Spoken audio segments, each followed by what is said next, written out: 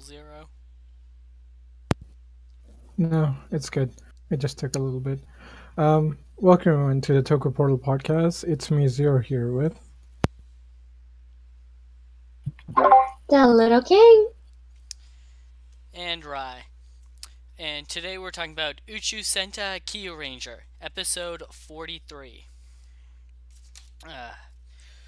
We get the recap from the opening narrator, and then continue where we left off last episode with more out-of-suit fighting. The Rangers all star change, and roll call and opening are skipped. We roll right into the title, Space 43. Swear Yoshalaki on the Holy Night. Cut to Tsurugi and Donarmage.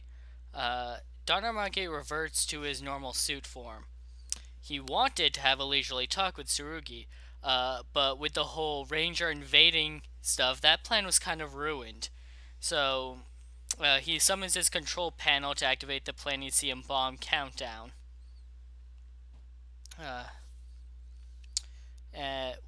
Up in the ship, Raptor and Sho are desperately defending the battleship.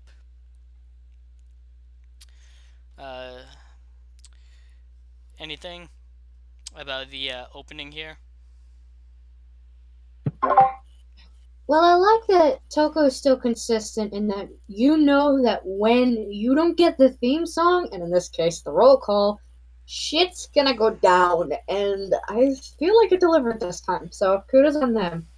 I love the little animation they did when they skipped the roll call. That was really cool, and the title itself I thought was clever, because even though they barely acknowledge it's Christmas, they're still gonna give you hell. I really liked how, despite everything that's been going on, we still know we're desperate at this point, because, like he said, right, they're barely hanging on with the ships. We're going 10 to 100 at least. And I like how Dawn's just trying to be leisurely about all this crap. Like, I just wanted to talk, and here you go bringing in a friggin' armada. So now, I'm setting off the bomb. Screw you. But, I can't remember if we've gotten to the point where he talked about what he showed Tsurugi, but I'll just get my thoughts out of the way on that now. I thought they did a really clever job on hiding it. Like, the six raven wings in the background, I know probably opened some doors on what that could mean, but of course, stuff like, there were subtle things, too, I liked. How he seemed pretty calm about what he was showing, and of course, the octave pitch went up a little bit, so I'm curious to see how that adds towards it, but yeah, I really, really like this.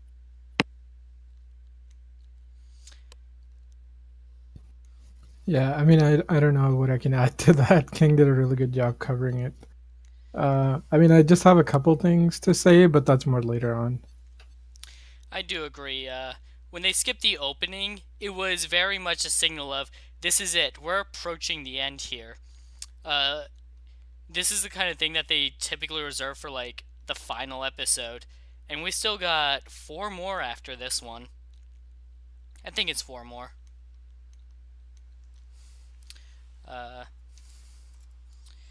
And with... well, we haven't gotten to the reveal yet. So the Rangers encounter the possessed Aslan. Champ, Stinger, Naga, Bounce, and Spada run past him to head for the bomb. Aslan doesn't give chase. His mission is to eliminate Shishi Red. Lucky changes to Shishi Red Orion. Cut back to Tsurugi, who asks why Darnamaki would destroy the galaxy. He will die as well. Darnamaki explains that he's immortal. Tsurugi says, okay, if your whole mortality is off of possessing bodies, then you're just going to blow up all the bodies you can possess, so you will also die. Donamage chuckles and tells Tsurugi that he does not understand his intent, while his voice changes to a familiar one. He reveals that he summoned Tsurugi to show him his true identity. Donamagi glows white and spouts 3 pairs of black wings, and Tsurugi is stunned. Between the wings and the blatant feathers we see coming off of them, they're hinting really strongly here that Don Armage might be Cuervo. Am I wrong in thinking that? No, not really. I mean, like I said earlier, the 6 Raven Wings, they're not really leaving much to the imagination in that regard, I'll admit. But,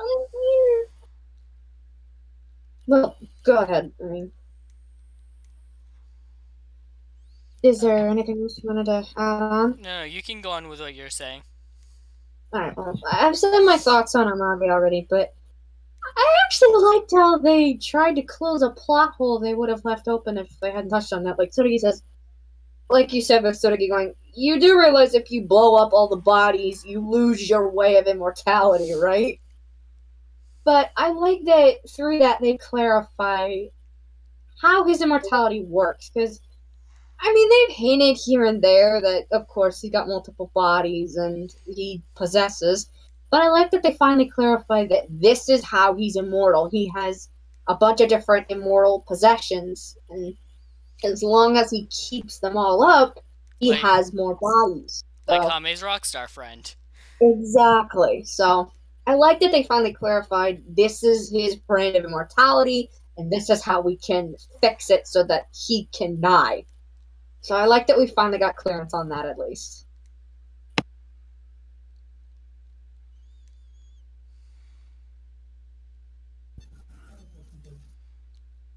I mean, like, I don't know what to say about the review because, like, I haven't watched this show in like forever. Like, I think Okay, the last okay. podcast. Let me No.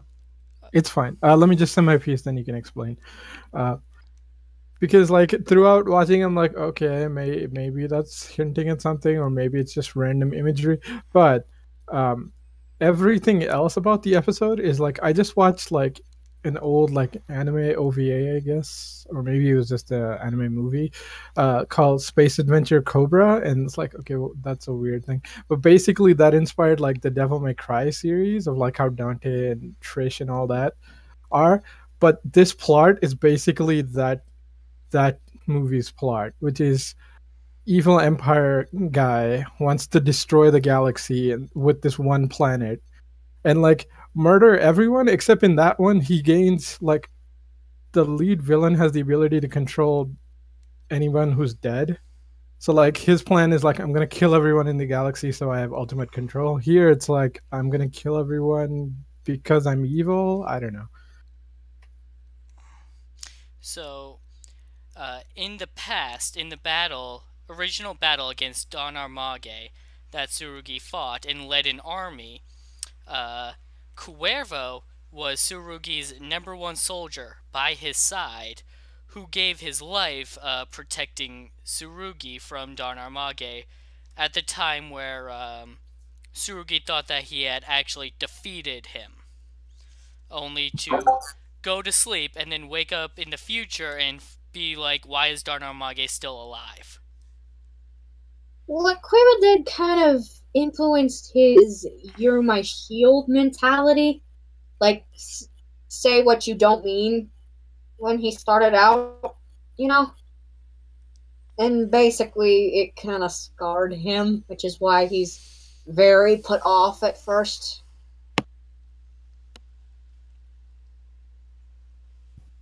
I guess that makes sense. I mean, it would probably make sense if I watched like the show, but okay.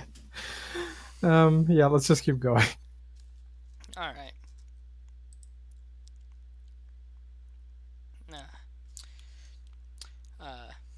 So, working together, Hame, Garo, and Kotaro are able to create an opening for Lucky to destroy Aslan's mask,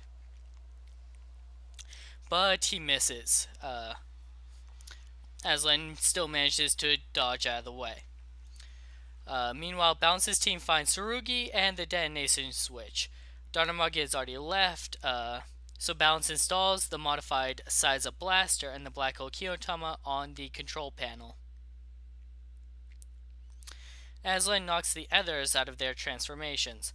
Lucky is nearly killed, but when Aslan goes to stab him, the Shishi Kiyotama gets in the way.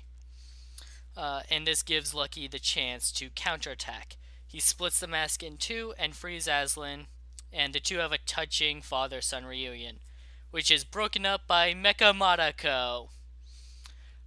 She attacks the broken mask, and it transforms into another clone of Don Armage, who says that, like, oh, it's too late for you to stop me from blowing up the galaxy. And this is where Marako becomes shocked. She didn't know about this plan. Tsurugi and the others then arrive. So Don Armage tells Marako that he'll spare her if she defeats the Ranger. She reluctantly agrees because the universe will still be blown up, but, the alternative is that he would just strike her down then and there. The 10 of Okay, them... I mean, like, technically she doesn't agree.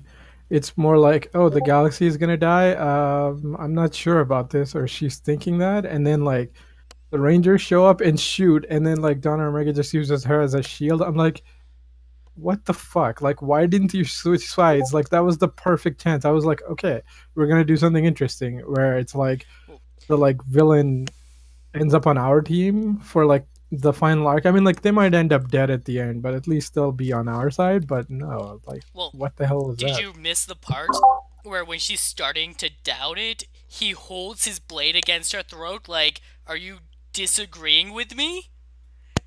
Yeah, I know, but it's one of those things where you have like weird ass looking weapons, so it's like barely noticeable. But I'm like, all right, give it a sec. Okay, here's the other thing. Like, you're gonna kill like trillions of people. I mean, if any time a bad guy might side with the heroes, it's now. Like, that would have been a good chance to turn her like slightly good. You know, if she stood up to her boss at that moment. I mean, I can understand your reasoning on both sides, but I kind of have to agree with Ryan on this one because the chick, I mean, she's been pretty damn loyal to him the whole friggin' time, and I just loved her reaction when he's like, "What is this gonna change? I'm still gonna blow up the universe," and she's like, "You heard him? Wait a minute, what?" And I love how she's trying to reason with him. It's like, how okay if the universe is gone and he's just basically like, that was not, and that was not a question. So I did kind of laugh. It's like, oh, somebody's got the tables turned on them. And the fight with Aslan, I really loved. It's like, I think this is the first time Orion's actually been beaten. Orion form, as far as I can remember, hasn't been beaten. So you can really tell Lucky's off his game if that, their most powerful form, gets knocked out. And I really like the strategies in this, like Hami using her invisibility, Garu using the Gemini Kitana in order to fight at better strength because he's still injured, Kotaro holding him down with his giant form so Loki can get a swing in. I thought that was really clever of them. And I know the Kitama bit might seem a bit weird, but let's face it, the Kitamas are not an easy thing to explain. They're pretty much magic. Pretty much. So I say I'm just gonna chalk it under that and move on. I did like it. It was pretty cool. And it was very heartwarming. My eyes did water. No shame. But I really, really liked this. Yeah, I think my bigger problem is like I remember Mariko being like interesting in the beginning because she could go like good guy, bad guy. So like I haven't seen her be like super loyal. Because I remember like first arc, she's kind of doing her own shit. So like to me, I'm like, of course, like she would betray anyone if like she could change. She has no loyalty. She's been little more than a recurring grunt, unfortunately. That sucks. I mean, the other thing is like this episode's really good. I mean, for the most part. It's pretty good. Like the fights are pretty good, except like a couple shots. Um, and then yeah, like the combined fight with like Lucky and his dad, that was pretty cool. As for like Orion form being defeated, I'm like you basically turned this into a Rider episode. Of course, you're gonna have to do all the Rider tropes. I mean, like Orion form basically looks like a fucking common rider. It even has like the flowing scarf and everything. So I'm like, yeah, okay, this is pretty close to like standard rider tropes of like, oh, you're fighting somebody important. Like realistically, they should lose, but they're gonna kick your ass, and you're gonna get thrown out of your like super OP form, but it's gonna end up being a good fight. Like the way Garu did like Gemini, I'm like, oh shit, we're like just pulling out blades. Uh, God damn it! Like not blade. Garen. Garen's finisher. Yeah, go ahead. Uh, we get a 10 Ranger star change and roll call. Uh, and with new constellation effects, Lucky Star begins playing. That would be the opening theme if you don't know. The Rangers defeat Madako and Darnamage with superior teamwork and some humor. Naga at one point uses the Hebi Kyutama to launch a bunch of snakes at Madako, and in the background, Balance is pretending to like play one of those like flute instruments to hypnotize snakes. At one point, Spada makes a comment on how like he can cook a bunch of different dishes using octopus, which is taco in Japanese, and at one point he says tacos. Yeah, I love how like Stinger jumps in from behind him. Is like, Spada, tacos aren't octopus. And it's like, wait, what? No kidding. I mean, I love that. Like, I love how like everybody had a partner for the most part in this episode. Like, especially in that fight where it's like you see like Sparta and Hammy team up, and you have like Garu and like Kotaro, and then like Champ and Stinger. I was like, and like Balance and Aga, they even say it's like, oh, it's been a long time since we've teamed up. I'm like, oh, it's so cool. Like they were all in character. It was really well done. Go ahead, King. You can see how much they've become a team at this point. Very true, and it really, like you guys have been saying, it really shows. Yeah, I really loved this. Like, I was hoping I wasn't the only one who noticed Balance doing the snake charmer dance. And hey, they both used katanas that match them pretty well. Obviously, Snake for the Snake Bear and Sagittarius for Balance because of his crossbow. It works really well. Yeah, I loved the octopus dish humor, especially with Bottom Stinger, of course. And it made me happy because I've always called her, even before I joined the podcast, I always called her Miss Takoyaki because I hated her so much. I wanted to see her dead. And it made it even better in the Java and Deca Ranger crossover because they had Takoyaki to celebrate. It was so perfect. So to see this joke come now, I was so happy. I couldn't believe it. He just straight up read up to her face. You know, I can cook 99 octopus in 99 different ways. And I'm just like, whoa, dude! Whoa! Chill the fuck out! I mean, the only thing would have been better if they were like making all the takoyaki jokes, and then they had like a crossover with like Ghost. I mean, I know you haven't seen it, but like if you've seen Ghost, oh my god, Oh like my god, yes! 50% of that show's humor is takoyaki jokes. Yes! It's insane. Oh my god, that'd be so perfect. I mean, especially I the can web. see that too. That ponytail. Oh my god, just Alan coming in. It's like, how many can you make for me? Oh, that'd be so perfect. No, wouldn't they treat Sparta like he's super important? Oh my god, yeah. Yeah. Like, this man is royalty now. No one touches him. Yeah, especially because one, they can't cook. Two, they haven't eaten in like centuries. Right? Exactly. And like Oh my takoyaki God. is like super important to them because it looks like eyeballs. It's so dumb. like the Kagen! web It's just the funny as hell. the webisodes are great because like the villain who got like was kind of the major villain in the first arc, but you know, like first arc villains they end up dead, right? Like he's in the webisodes, and like because he's the evil human guy, and then the evil like villain guy from the other world is in Ghost, and they're teamed up, and they're kind of like the main villains of arc one, right? And the webisodes is just him trolling the shit, like the human guy just trolling the shit out of the like guy from the other dimension with like takoyaki jokes. Oh, it's insane. They're so fun.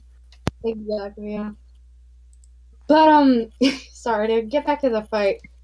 I also thought it was kind of clever how the matchups were. Like, I was glad Spada was the one to fight Nadako because one, let's face it, she's given him hell throughout most of the season. Like, even when she was first introduced and the whole mess with, new commander, she wailed on him a good chunk of that two-parter. So, and later on she more generalized her fighting style, but you could still see her aiming towards Spada sometimes, and the whole incident on Taki, of course. So I really liked how it was him who aimed towards him, and Stinger and Champ supporting back up. The joke with the tacos thing was cute, but also like she didn't exactly make things easy for them during the whole RPG scenario. So it's I'm too, and of course, Naga and Balance adding support for Donna Mage after the whole Dark Naga incident certainly felt nice. So all in all, I mean, it had good humor. I really liked, and I know the camera was a little weird, but I did like it. And yeah, this was a lot of fun. One joke I made a while back when Spada first served Octopus after an episode where they defeated Madako was that I wished that had been a running joke. Like whatever the monster of the week was, when they beat it, Spada served that animal as food. I mean, that's kind of funny, but at some point it kind of runs close to like cannibalism. But yeah, I can see it being really funny though. Um, shit. I'm trying to think if something like that's ever been done, but I don't I think don't know. so. I think like every once in a while we get like a one episode where something like that happens. But Would Jackie Ranger count? oh, maybe. Um, I don't think they did anything like that in KyuuRanger. Yeah, I think it's usually like just like in this where it's like you beat the villain and then you cook a food thing based on the villain. Like yeah, Geki Fair enough. Ranger had a couple of those. Fair enough. Alright, Yeah. Yeah. so the fight's going really well, but then Donarmage counters with a powerful attack from his scythe that stuns everyone. Aslan knocks his scythe out of his hand by tossing his sword at it. And Lucky catches it, and then the Rangers defeat both Donarmage and Madako. Donarmage fires an attack before he disappears. He shoots the black hole device and breaks it. With only a few minutes left, before like the bomb explodes, they quickly like need to decide what to do, and then Mecha Madako turns giant. Lucky decides he's going for the black hole device and asks Balance to go with him, and Hame decides to join as well. With the rest jumping into the mech, Kyutama Jin. Mecha Madako uses Death Worm to try and tie up the mech to hold them from fighting. Balance is unable to fix the black hole device. It can still be activated, but only manually. At first, Lucky volunteers to be the one to stay behind, despite the risk of getting sucked into the black hole. He has that much confidence in his luck, but Aslan comes in and says that he will do it, as Lucky will not survive. Lucky protests, but Aslan convinces him that it's better that he sacrifices himself, uh, and that it's his duty as Lucky's father. Uh, they have a tearful farewell, and then the other three go and join in the mech fight. Monoko is dead for good this time. Aslan activates the black hole machine and saves the galaxy from the Planesium bomb. The Rangers are hesitant to celebrate. Hologram Donamage tells them to enjoy their victory while they can. This was a very tearful moment. Like, I didn't cry, but my eyes were watering. It makes me feel like they were trying to compete with X-Aid in terms of turning the Christmas episode into something sad. Like, what is with Toei in doing this recently? I know that's the new tradition, right? Like they switch it up between like Sentai and Riders. Like Christmas episode, who's going to die? It's like that, and you forget it's a Christmas episode unless they blatantly show it. And like, yeah, it's. Oh yeah, I forgot this was the Christmas episode. I mean, technically they're Space Rangers, so it makes sense why they don't have so much Christmas stuff. Yeah, I was wondering how they were going to do this. And like this hit harder too because with Kira, he may have been the best character at the time, but it was a little sudden. With this, we've been building up to it. I mean, the thing is, like, I haven't been watching, but this episode's so good, it still even got me. So I'm like, yeah, it was really well written. Like, I only have one joke, but I'm like, should I make it or not? Go ahead. Okay, Jesus Line is dead because Narnia and Aslan. There. Okay. Right? Lucky's dad is called Aslan, and he's dead. Yep. But otherwise, like, yeah, it was really well done. And as for like Lucky going like, yeah, it's fine, I'll do it. You know, that was good of him to step up. And he also says like, yeah, I've survived like a black hole once before. Like, I should be fine. I'm like, okay, technically that was a wormhole. I saw that episode. Yeah, they keep calling it a black hole, but it wasn't a black hole. They would not have. Thought it was at first. But they shouldn't keep calling it after. Yeah, right. Like after the crossover, like Deca Red even. Yeah, Deca Red even says like, you guys just came through that wormhole. Like, we'll keep the door open. Yeah, it's weird, but. Man, that was really well acted. That like final moments between like Lucky and his dad. Oh, yeah. I was crying my eyes out at that part. Like, we've been hinting towards Lucky's past and building up towards him finally meeting his father for weeks now. So the fact that we finally have the resolution, we finally have his dad back, he did it. Only to have it like wrenched away from him, not even 5 minutes away. It was just really, really hard to see Lucky go through that, especially with his dad saying, like, you do not have to play the denial game. Even you know that your luck isn't going to hold out against that kind of odds. And I like his reasoning too, because obviously he hasn't been around for most of his life, so the fact that he's doing this not only for the universe, but so his son can live on, it's... Oh my god, I don't want to cry again. It was just really well done. Plus, there's also a bit of a logic standpoint, because, I mean, Lucky's technically the king of the Leo system now, so if Aslan had come back, that would have kind of made things a bit tense, especially considering... Only if, like, Lucky and Aslan made it tense. Like, Lucky could easily be like, well, my father is still alive, so I'll step down.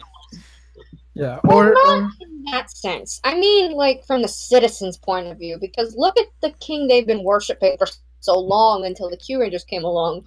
That dude was loyal to Donamage. They wouldn't... I'm saying that it would be tense and that they wouldn't know whether or not they could trust him again.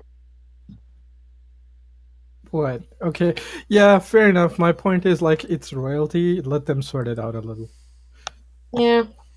You And of know, course, the ending was really well like, done, and I like if like they that had they to were still a win little back. hesitant. Sorry. Go ahead. No, I'm sorry. I'm done. Go ahead.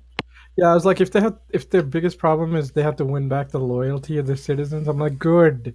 You know, you're fucking royalty. At least you gotta work for something then. All right. So Lucky is blaming himself for not being able to save his father, but Hame and Sho come in and console him. And then Gaara rushes in and calls everyone to the bridge. They head up, and it's covered in Christmas decorations. Uh, it was Kotaro's idea to find a way to help cheer Lucky up. He even told Spada some traditional Earth dishes, so there's a feast prepared. Lucky's mood is lifted, and then Sho walks in dressed as Santa and gives a Christmas Kyutama to Spada. Wait, I thought it was Stinger. Stinger. Decade, you fucked up the notes. He gives it to Stinger, and everyone gets a cute Christmas costume. Fucking Naga, I couldn't even. The tree? Yes! I was more like Sarugi. What the fuck? Why are you a turkey? It was cute. I know, but it was just so random. Which I mean, one the was the tree snowman great. again? That was balanced. Those two are great. Oh my god. Oh man. The Rangers wish everyone a Merry Christmas. And after the ending song, they all wish everyone a Merry Christmas again. Yeah, I like how they even did like the ending, all dressed up and everything, and they changed it up in the editing. That was cute.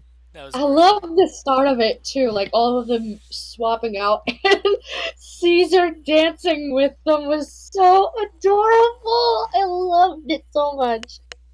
Well, I thought it was clever that they tried to put in the Christmas aspect to make Lucky feel better. That was very well done there, so kudos. And of course, okay, what's a better name? Rompo Claus or no, not, oh shoot, Santa Rompo or Show Claus? Neither. Oh crap! Worth a shot. Santa Show. There we go. Okay. Okay, yeah, I'll go with that one. Yeah, that was pretty funny. Also, I love how like Sholompo comes down and he's like, you know, you should focus on revenge, basically, to Lucky. And I'm like you literally had this talk with Garu probably like a minute ago, didn't you? Of I'm gonna come up after the serious shit dressed up as Santa. And I'm like, okay, that was well played. Yeah. Also, like, okay, did Show's mouth used to move, or has always been like frozen? It sometimes moves. Oh, okay. Yeah, because it was pretty much like frozen this whole episode. I'm like, wow, we ran out of money. I think they maybe had trouble with the costume during that scene. Yeah, it might have been. I mean, I'm like, okay, we're just gonna save the budget and not worry about timing the mouth flaps. Like, fine. You know, I mean, the rest of this episode was good enough. I didn't care. But yeah, I mean, even with the Christmas stuff, it holds together pretty well. So that's an accomplishment in itself.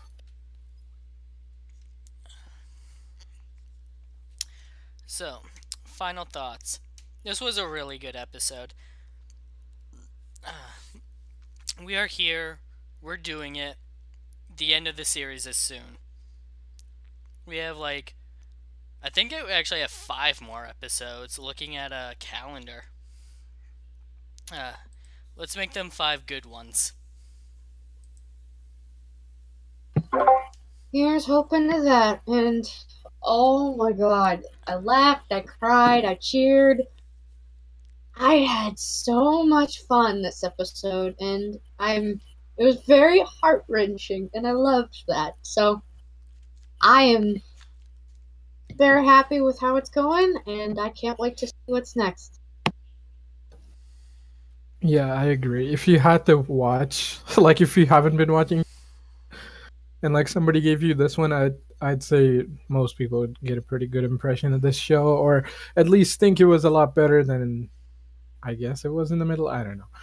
Um, but yeah, it's really good to see like the team finally like looking like they're working together. I mean, like there's so many people. They literally become like a second Sentai team like halfway through this episode. Um, and I'm like, wow, like you don't even need a goddamn crossover movie. You can have a crossover movie with your whole team. But it was pretty well done actually.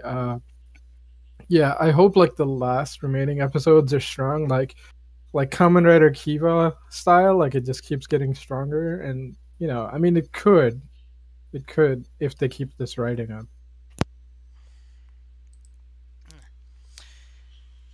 Thanks for joining us, everybody.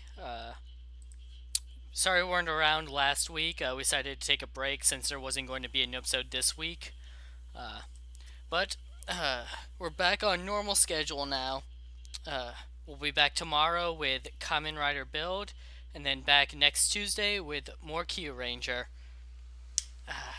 Bye bye. Later, taters. Thanks for joining us, everyone, and see you next time.